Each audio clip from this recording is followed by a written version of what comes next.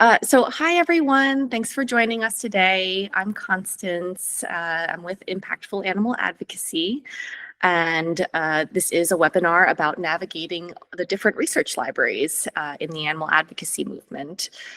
So this webinar came about because Marcy had posted about this new project, Animal Data Project, on the FAST list. And when I saw it, I reached out to her and I was like, oh, did you know that this other similar project exists, a plant-based data project?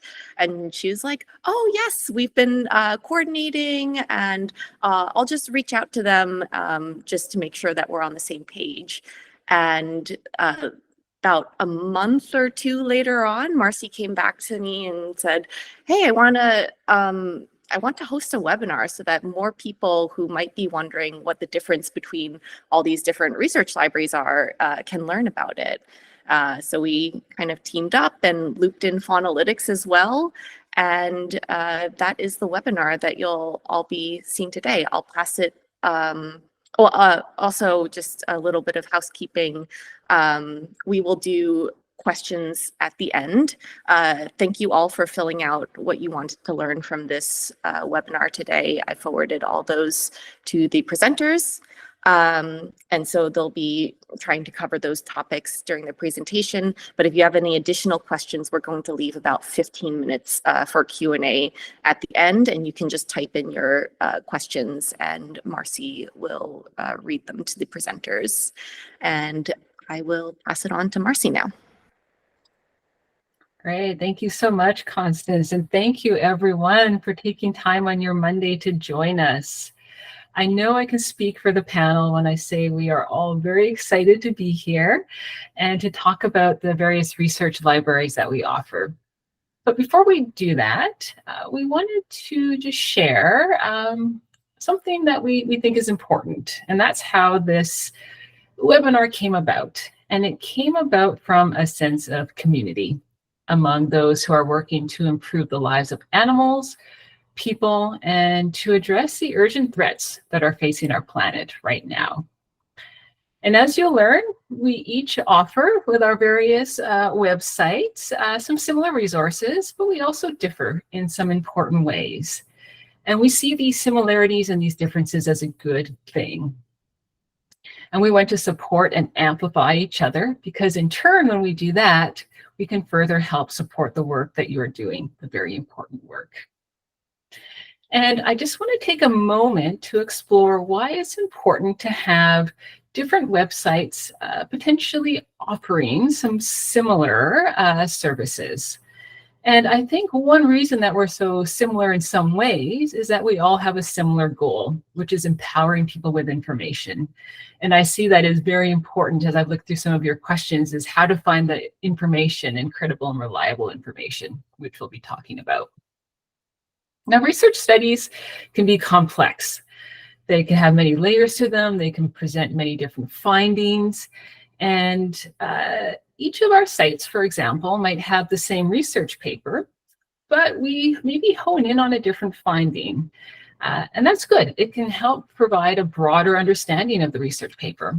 Or alternatively, we might all have the same paper and all hone in on the same main finding. And once again, that can be helpful too, to really reinforce what are the main takeaways for your purposes from that paper. You may also find too that in some ways we present information from a different perspective. And one perspective might work better for you, or it might serve a particular need that you have for a particular paper. And that's okay. We're here to all complement each other in the information that we offer. So a quick overview of the webinar. So we're going to take about 7 or 8 minutes each to give you a demonstration of the sites and where to find some key information and how to use those sites. Then we'll talk very briefly just about how you can use research in your advocacy, but I think we'll also get to some of that in your questions. And then we will answer some of the questions you submitted ahead of time and leave time for questions as well that you can submit live through the chat, and I'll be keeping my eye on the chat as well. Well, let's jump right into it. And we're going to start with our first demonstration from Carl from Faunalytics. And for nearly a decade, Carl has been the content director of Faunalytics, the longest running research library of animal advocacy insights in our movement. And since joining Faunalytics, he's seen the addition of over 2,000 studies. Wow, can you believe that? 2,000 studies into Faunalytics library, focusing on the most useful resource for advocates and summarized in a plain language way with key takeaways, which I'm sure many of you appreciate those key takeaways at the end of those summaries. So I'm going to pass the floor over to Carl now. Thank you so much, Marcy, and I apologize. I had some internet blips happening while you were doing your lovely introduction, so managed to squeak in right at the right moment, which is always a good feeling. So, yeah, as I'm sure Marcy talked about, Faunalytics is one of the longest running, in fact, I think the longest running animal research library that's available for advocates. And one of the biggest things that really defines Faunalytics as a research library is that the intention of our library is to be both a curated source, meaning that we don't try to, be comprehensive in the largest sense of the term. We try to offer advocates the most relevant research that can apply directly to animal advocacy work, like both on the ground and at various like policy levels and so on. And the other thing that really defines us is that we try and be as accessible as possible. So, especially when we're talking about things like academic research, a lot of the subjects and results and takeaways may be quite abstract for the average person, not necessarily even abstract in terms of the findings, but just the language and so on. A lot of the times academics do a really good job of making very simple things sound very complicated. So one of our goals is to bring it back down to a simplified level so that advocates of all, of as many levels as possible can understand it. So I wanted to show, I think the intention was to give a little bit of a run through of how the different websites work and what you can find on them. So I'm just going to share a different tab here.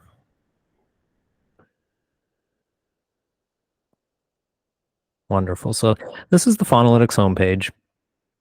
You might be seeing a bit at the top here. That's you wouldn't see that normally. That's just my admin access to the WordPress backend. The Faunalytics homepage, gives you a quick overview of what we do, but I wanted to spend most of the time going over the menu and the different sections because it really helps to sort of understand how we organize what we do and the best ways to find it. So we've organized things in a few different ways. The two sort of main ways are by topic and by resource type. So if you go to the topic menu, you'll see that we've separated things into broad topic areas: animals used in science, animals used for food, companion animals, wildlife, effective advocacy, and other topics. Within each of those subjects, so for example, if I click on animals used for food, you will find a subsection of articles that deal specifically with that topic. Going to the right in the menu, you'll see that we also separate out our resources by resource type. So we have a research library, which is what Marcy talked about in the intro, and something that is one of our defining features. We have this library right now of over 5,500 research summaries. So these are not PDFs of studies. What these are 500 to 700 word summaries of journal articles, many of them paywalled, things that you couldn't necessarily get access to, things that are written in really highly academic language, and we summarize those into language that anyone could understand. I'll show you an example of how do I switch the tab? That's a good question. I'm going to switch the tab and see if I can show you a different. I wanted to show you an example of a research summary. So when you go to one of our library entries, you'll see some basic information up top, a title that describes what's in the study, short blurb that gives you a little bit more detail, um, details about who wrote the original study, when it was actually written, when it was published on the Faunalytics site. And then from there, we get into the actual findings, and we describe not just a little bit of context around the topic, but a little bit of detail about the methods. And then we summarize it using bold text to give you, even if you don't have time to read a summary of an article, we try and use some bold text to give you the key takeaways as you're reading. A lot of our research library summaries are having infographics and so on added. So in this summary, this is a meta-analysis of meat reduction initiatives from universities, looking at how cafeterias and universities have used different kinds of nudges to increase the number of meatless meals that are ordered. And this infographic and the summary give you that information in a really digestible way. Then as you get to the bottom of the article, you'll get a link to the actual original citation, a bunch of tags where you can see other topics, and then some related articles. I'm going to stop sharing that for a second and go back to the home page.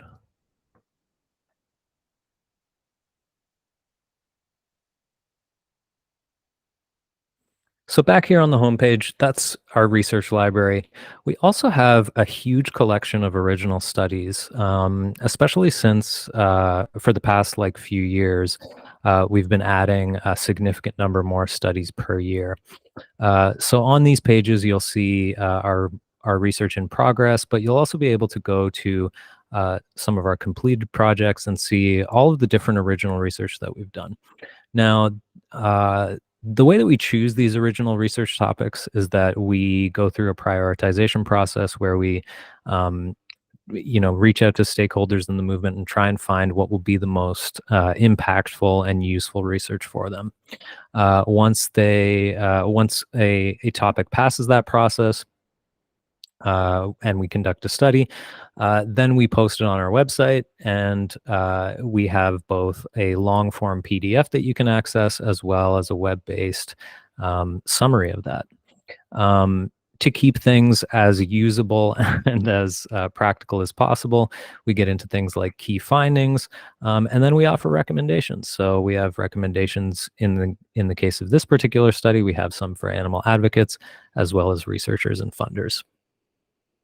And then finally, going back up to the menu, one of the things that we began to offer about 5 or 6 years ago and have become a really key aspect of what we do are visual resources. So that includes our infographics and fundamentals. For our fundamentals, I'll pull up one of the most recent ones. We do these long form infographic based resources on particular animal topics. This one is about invertebrates. So as you can see, as you scroll down, you get a really highly visual exploration of, the importance of invertebrates, various statistics about invertebrates, invertebrate sentience, pollinator species, and so on and so on. In addition to having these visual resources on the site, we also have a very active YouTube page where we post even further summarized videos of various academic studies that we feel are important for advocates. So then, just to close things off, one of the final things that we offer is research advice. So that includes not just a research glossary. We have resources on designing your own studies. The kind of research ethics you might want to keep in mind, how you would analyze your results, how to do literature search and review, and so on and so on. Perhaps one of my favorite things about our research support program is our office hours. 3 different days per week, you can actually stop in to a virtual office hour where you can speak with myself and 4 other members of the Faunalytics staff on various topics. If you run into some kind of data and you're wondering how to use it, that's the place for you. You can actually call in, talk to us one-on-one, explain to us your research problem, explain to us the kind of data that you're looking for. Especially if you can't find something, I would be a great person to talk to about that. But we also have provided a lot of research support to people who want to conduct their own research. So, people from organizations will stop by our research hours, talk to our research scientists, and have a better handle on how to design their own studies. So I think I've hit my time, and with that, I will pass it back over to Marcy. Great. Thank you so much, Carl. Very informative. Next, we're going to move over to plant-based data.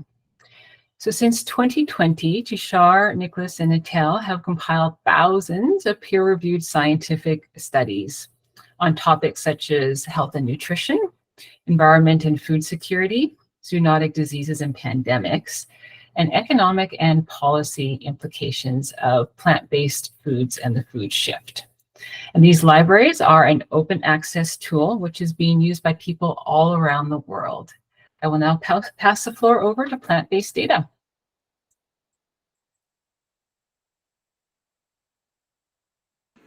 You're muted, Tushar.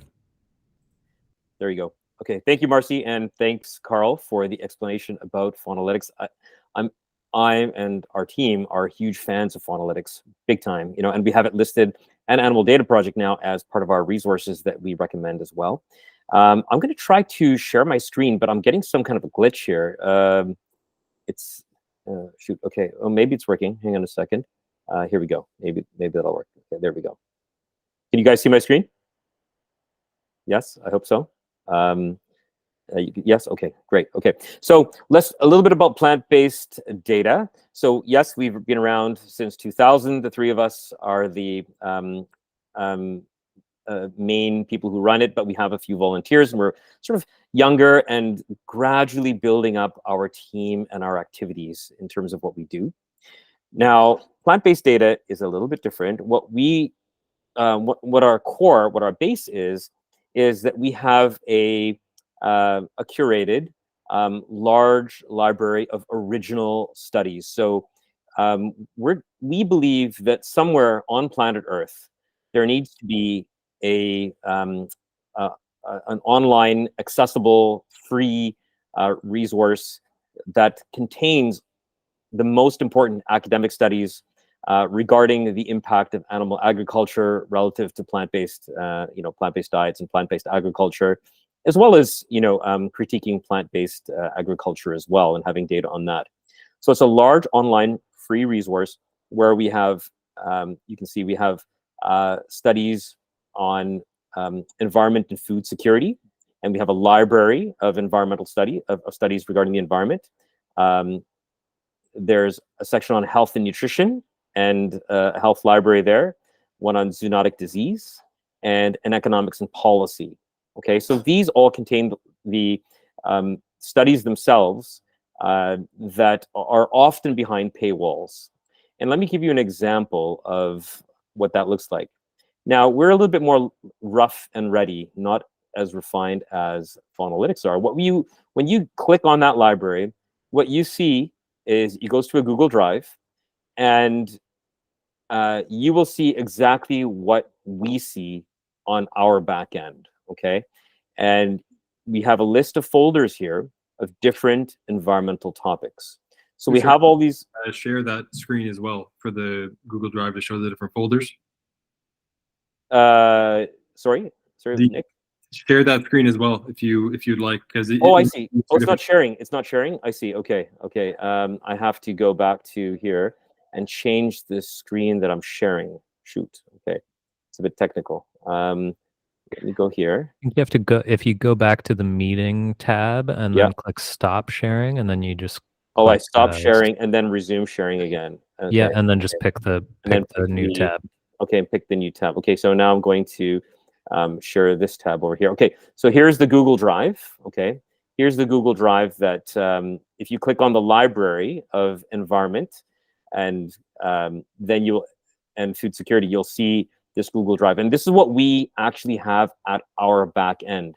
And you can see, I'm just slowly scrolling through, and you can see all these subfolders of subtopics regarding the impact of animal agriculture on the environment. And there's a whole bunch of different things. Now let's go to, for example, a subfolder, an important subfolder such as climate change. Okay, so you go into the folder of climate change, and then and everything that you see that has a date in front of it is an article.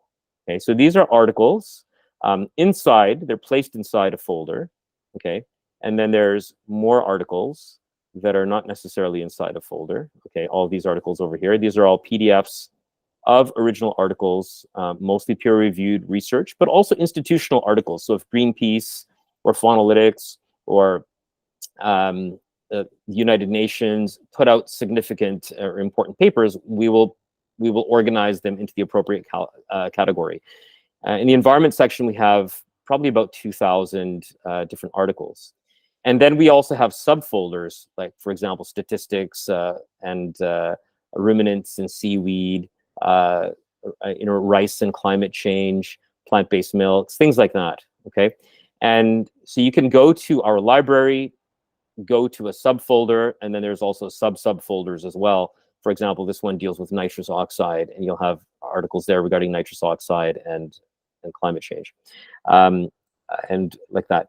Sometimes we'll have a folder like this that says plant-based meat, and there'll be a note here. See the main folder for plant-based meat and greenhouse gas emissions. You can click on that, and it'll show you where to go to another folder to see that folder. So sometimes it's a little bit tricky because one folder will tell you, oh, go to another folder, and that's where we're keeping all those articles. All right. Perfect. Okay, so I'll just quickly give the run through of the other thing that I find that we do that's quite impactful. It is, in addition to the full databases with PDFs and studies, we've been doing a lot of work to both do summaries, but as well as reports. So we can go on the report section, and we have full topics. And what we're doing in this section here is, you know, our databases, all our databases have a story to tell, something that is, you know, very interesting, looking at many different folders together. So if we look at dairy, for example, of course, dairy touches on land use, it touches on methane, it touches on, you know, a whole host of different issues. So what we did here and what we're doing in these kind of living documents is, you know, a review of dairy's impacts on the planet, and walking through first a couple of the top facts. Then as we scroll down, we can kind of get into an initial kind of fundamentals of big dairy's impacts, putting that in terms of linking to different reports, you know, looking at all the different environmental implications from biodiversity, water use, and so on. And people can quickly read through this, see some of the main visuals, link to many different articles that are in our database. And what we do with these is we'll update them over time as new research comes out. So we have a particular one here on dairy that's good. We have one on state of the ocean as well that's quite good. We're working on one right now on state of kind of regenerative agriculture versus rewilding. So this is, yeah, this is one of the big goals that we're working on. And then just in the last minute or so, I'll mention just these two other sections we have. We have a section on top facts. So of course, there's so many different statistics that you might come across when you're doing your research. Maybe it's, you know, what are the greenhouse gas estimates for animal agriculture? Well, what we've listed here is what we consider some of the most credible, safe statistics for you to use, and we will update that as new research comes out as well. So yeah, take a look at that top facts section, and we do hope to do one as well for economic and policy. And then online resources, I mean, as well. Tushar mentioned this before, but we have different sections that we, you know, different friends and people that we support, and yeah, people that we'll recommend for you to go check out as well. Tushar, anything to add, or Natal? That sums it up, I think, really nicely in the 7 minutes. And definitely, you know, our online resource is a great place. That's, I think, part of our attempt to highlight the work of all kinds of other people doing work in this space, and people we respect. Great. Thank you. Yeah, those top facts and resources are such a great landing page to just get information quickly. Thank you. Right. I will now spend some time talking about Animal Data Project, and I'm just going to share my screen.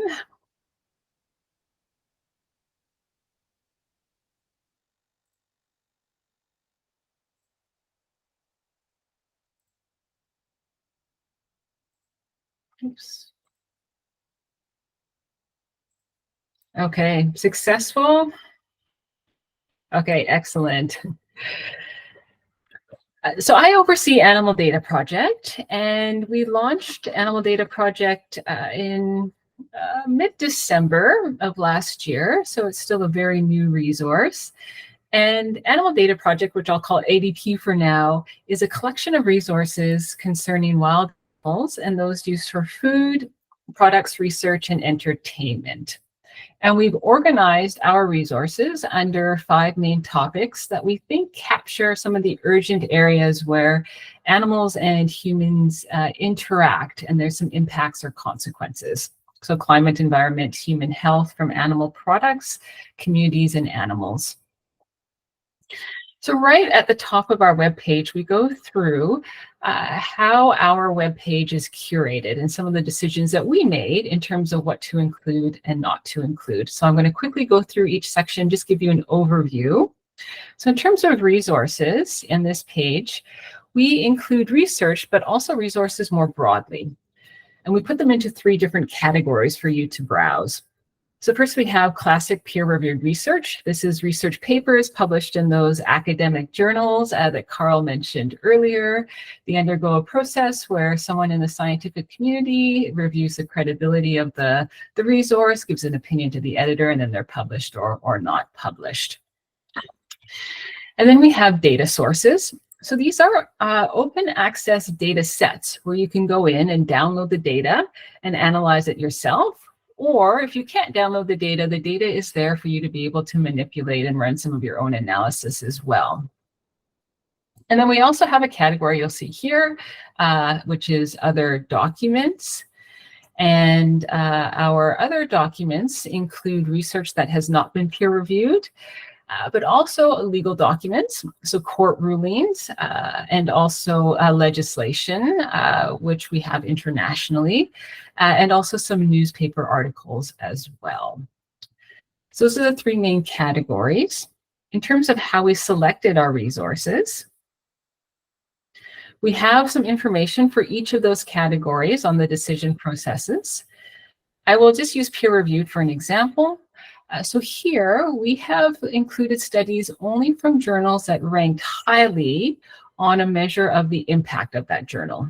And by impact, we mean how often studies that are published in that journal are cited and where they're cited. So how often is the scientific community going to that journal and accessing research and citing it and using it in their work. And then I can let you go through the other 2 when you get a chance to take a look at the website. And then finally, here essential information. Most of our resources have a summary for them. And here you'll see what's included in the summaries.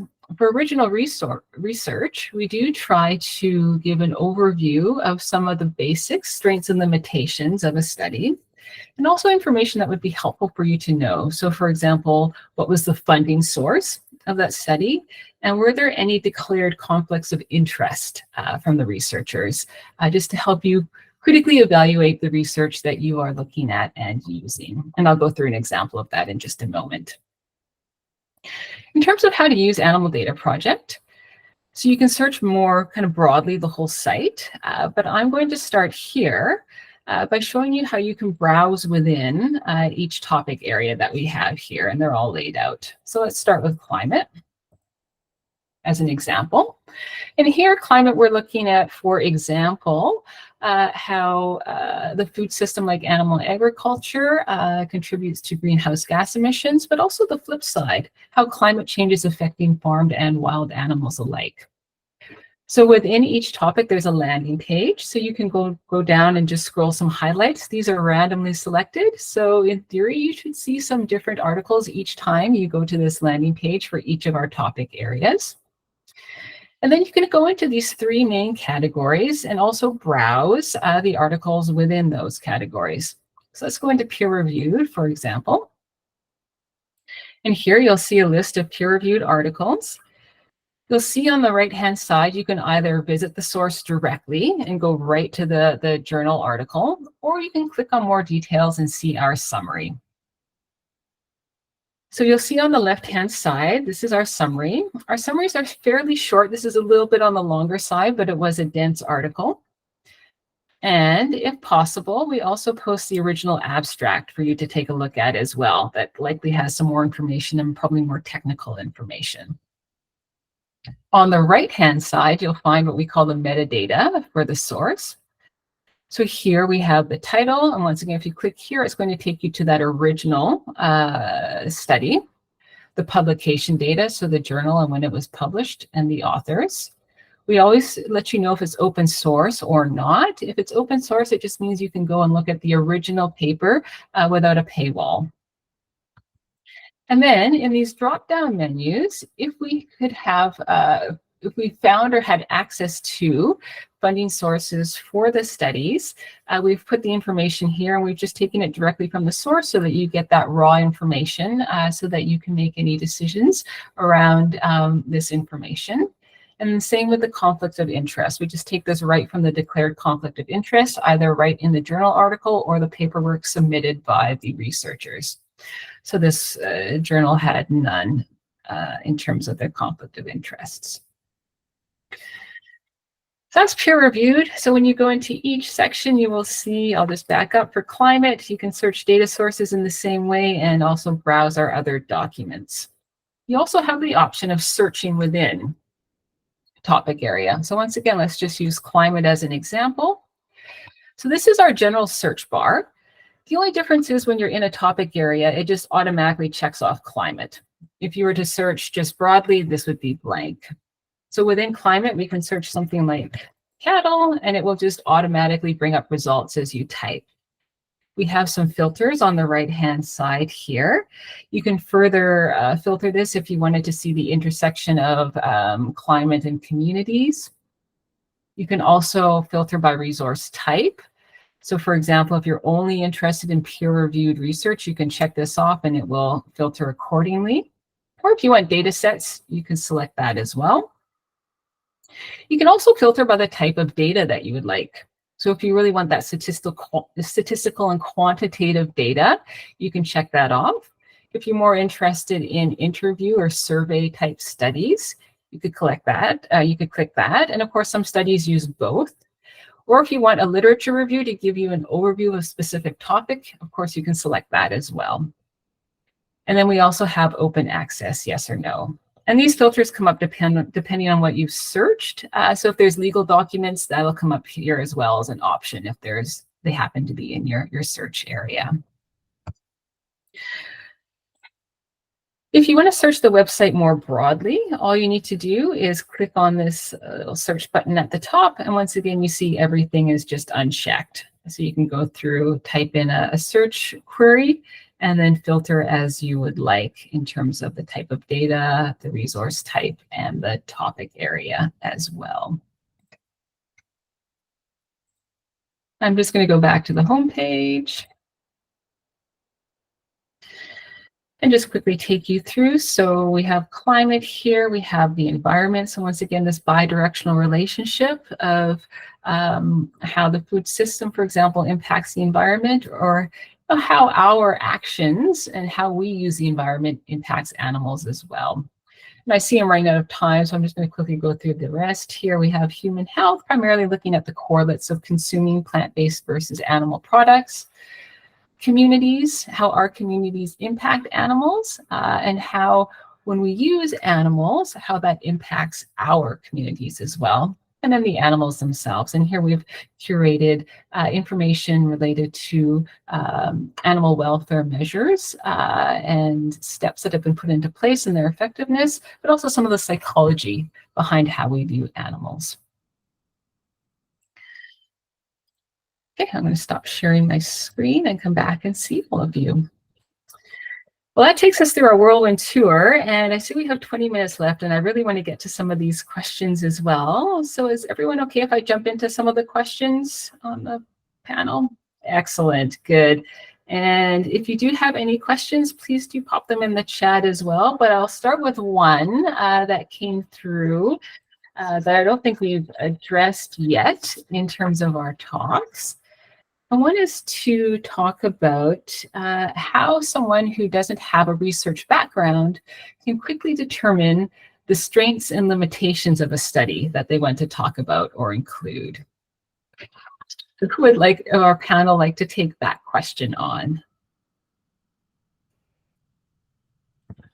I'd love to hop in really quickly because I think this is actually a question that doesn't actually have a really good answer. I think that if you don't have a research background, it's really difficult to assess whether a study is high quality or not. If you're not familiar with research methods, if you're not familiar with the nature of different journals, if you're not familiar with how the peer review process works, it's really tough. And there's not really, apart from training, getting trained on how to do those things, there aren't really easy ways for the general public to assess these things. Fortunately, the Animal Data Project and Plant-Based Data and Faunalytics are all projects that help to do some of that work for you. So, part of what we do at Faunalytics, in addition to looking at peer review, because we also look at a lot of like white papers and reports from industry organizations, we look at reports from, we look at reports from, pro-agriculture publications. None of those things in and of themselves make those resources, bad to use. Pro-industry journals can have a lot of really valuable information, but they need to be evaluated on the research methods and so on. So I think that's something that each of our respective libraries does to varying degrees. And I would say that one of the best things that the sort of layperson, general public audience can do is to seek out trusted sources who have done that evaluation for them rather than trying to evaluate sources themselves. As we saw during the COVID pandemic, the general public is really, really bad at assessing scientific information when they don't know how to do it. I really I love the general public, but they can't be trusted to parse scientific information in a way that's always accurate. Just to add a little further, what Carl says is really great in terms of, Animal Data Project, Faunalytics, plant-based data. We will have resources, summaries, and reviews of individual papers or entire topics. And that's what it's meant for people who aren't necessarily going to go through the individual papers themselves. But if you are somebody who is, a smart person, you can build up some acumen to do this too. And if you go through, but it does require going through lots and lots and lots and lots of papers and reading them over and over again and seeing, for example, you read something on Faunalytics, how they analyzed a paper, you'll get some idea of how the person who made the summary did the analysis. Now you go read the original paper and then apply some of that thinking and logic to other papers that you use and keep going through that process, keep repeating that. And people can develop some acumen. On plant-based data, we have, maybe about 7,000, 8,000 papers altogether in the database. And sometimes for important papers, what we might do is we might put the paper on there, but then on the PDF, we'll do some of our own analysis and saying, here's some of the strengths and weaknesses of the paper. We'll just write it onto the PDF, okay? It's not a formal summary as what as some of the other stuff that we do and Faunalytics and ADP does. but it'll critique the paper a little bit and saying this is a good point or this is something that they're missing. And so that sometimes helps too when you look at original papers, and you can find them on plant-based data too. But you can develop some acumen as well. Yeah, I agree with all of those points. And I think the nice thing about these libraries too is they can help point you to some key papers, or maybe some papers that interest you. And they can also be a good springboard if you do reach out to someone who has perhaps a specific background in that area. Some of these studies are very specific and do require some very specific background in what you're reading. And I agree that you can build up skills to evaluate some general research, just sometimes things are very specialized. So it's going to be helpful to really find what you're looking for and then take it to someone who you can ask for some feedback to on the study. Okay, a question just came in. And this will probably be a nice springboard since we've just gone through all three of the different websites. Could you summarize the distinct use cases of the three different libraries? When should I consult each one? I can say for plant-based data, if you want to find original papers, then definitely dig into the libraries that we have there, because they're full of literally thousands of original papers. And I do, like as a physician, I always tell people, you know, you can believe me when I'm summarizing something for you or telling you, but I'd rather for you to also go to the original source. Now, very few people do that, but I do think it's a good habit for anybody who's keenly interested to go look at the original papers. And for example, if in the subtopic of, let's say, climate change in the environment library or cardiology in the health library, we're not just going to have like 5 or 10 or 20 papers. We're going to have like 100, 200, 300 papers.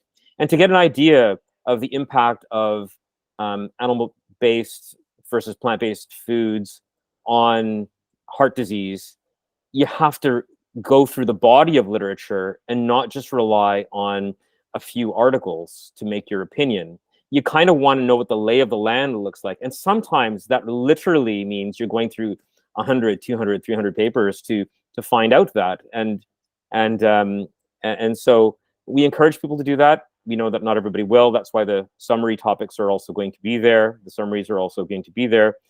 And we hopefully over time will summarize more, you know, topics broadly. But so we do have these summaries. And obviously there's, you know, we ourselves, you know, go to Faunalytics so much. I do all the time.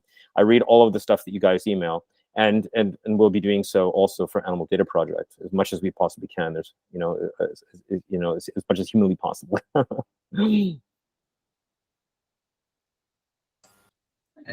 Thank you. Yeah, and I think in terms of going to all three, I think that's important, and it may not seem possible or that we have the time, but I do think there can be different studies on each website as well.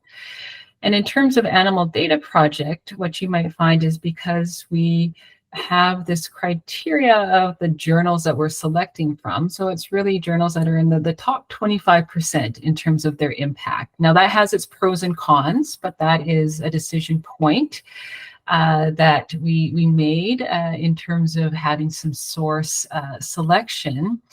So in terms of you know, selecting articles from those high impact journals, that doesn't necessarily mean the article itself will be high impact, but it could be a starting place if you really want to go to those high impact journals. But you don't have to limit your search there, and I wouldn't recommend it that you do. But that would probably be one starting place potentially for Animal Data Project.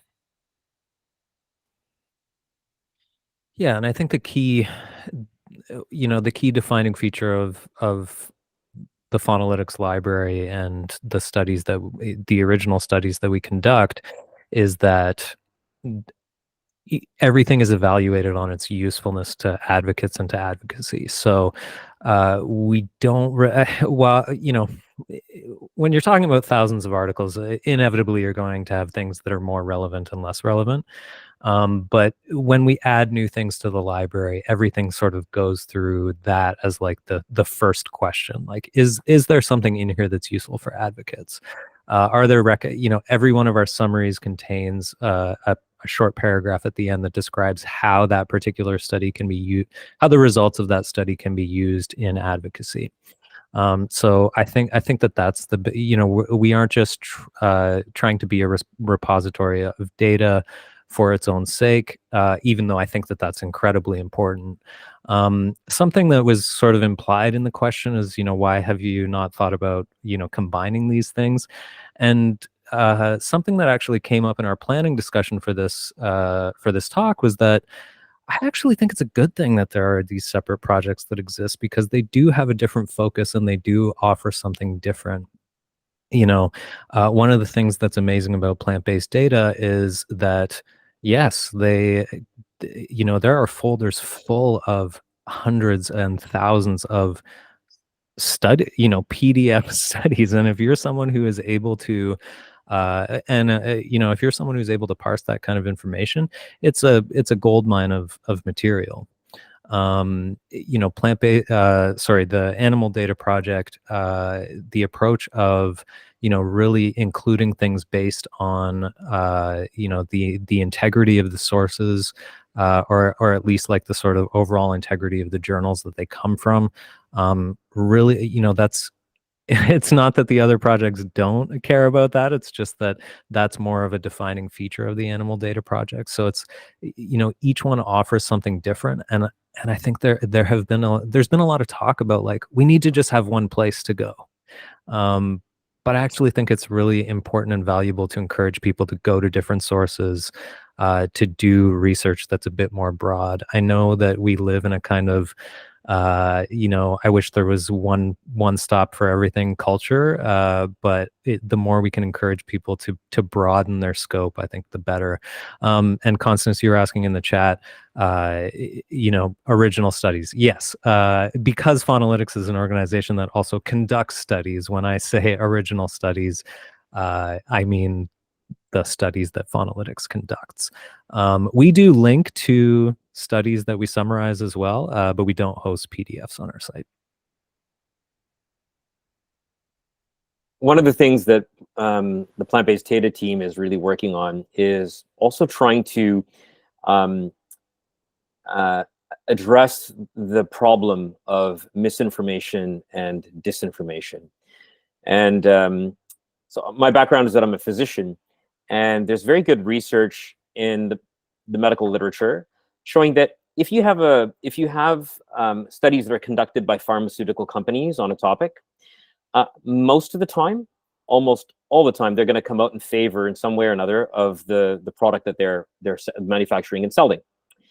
And it turns out, it's very similar when it comes to fossil fuel companies, plastics companies, chemical companies, as well as animal agriculture.